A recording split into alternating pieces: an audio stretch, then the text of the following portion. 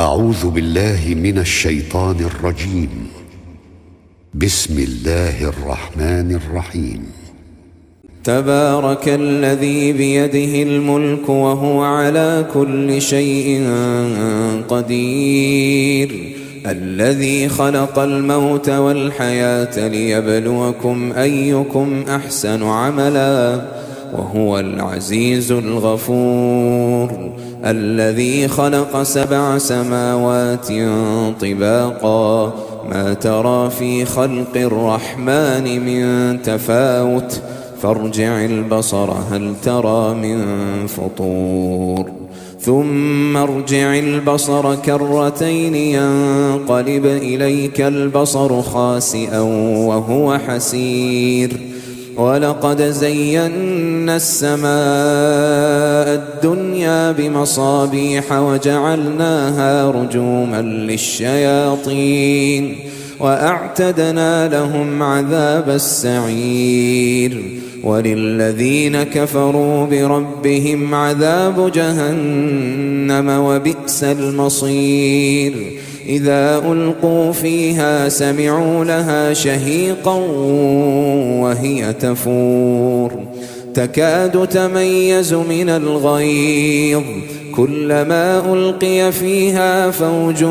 سألهم خزنتها ألم يأتكم نذير، قالوا بلى قد جاءنا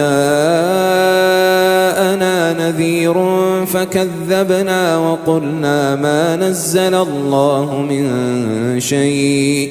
إن أنتم إلا في ضلال كبير، وقالوا لو كنا نسمع أو نعقل ما كنا في أصحاب السعير، فاعترفوا بذنبهم فسحقا لأصحاب السعير. إن الذين يخشون ربهم بالغيب لهم مغفرة وأجر كبير، وأسروا قولكم أو اجهروا به إنه عليم بذات الصدور، ألا يعلم من خلق وهو اللطيف الخبير، هو الذي جعل لكم الأرض ذلولا فامشوا في مناكبها وكلوا من رزقه وإليه النشور، أأمنتم من في السماء أن يخسف بكم الأرض فإذا هي تمور، أم أمنتم من في السماء أن يرسل عليكم حاصبا فستعلمون كيف نذير، ولقد كذب الذين من قبلهم فكيف كان نكير، أولم يروا إلى الطير فوقهم صافات ويقبضن ما يمسكهن إلا الرحمن إنه بكل شيء بصير، أمن هذا الذي هو جند لكم ينصركم من دون الرحمن إن الكافرون إلا في غرور، أمن هذا الذي يرزقكم إن أمسك رزقه بل لجوا في عتو ونفور، أفمن يمشي مكبا على وجهه أهدى أمن يمشي سويا على صراط مستقيم، قل هو الذي أنشأكم وجعل لكم السمع والأبصار والأفئدة قليلا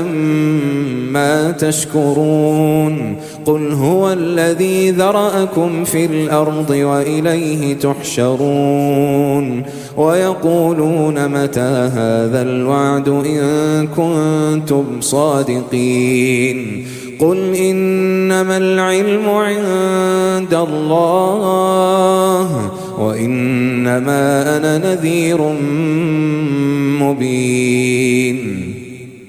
فلما رأوه زلفة سيئت